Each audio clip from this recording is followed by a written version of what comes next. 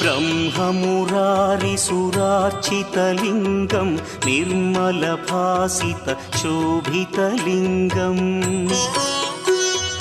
जन्मजदुःखविनाशकलिङ्गं तत्प्रणमामि सदा शिवलिङ्गम् देवमुनिप्रवरार्चितलिङ्गं कामदहन करुणाकरलिङ्गम् रावणदर्पविनाशकलिङ्गं तत्प्रणमामि सदा शिवलिङ्गम्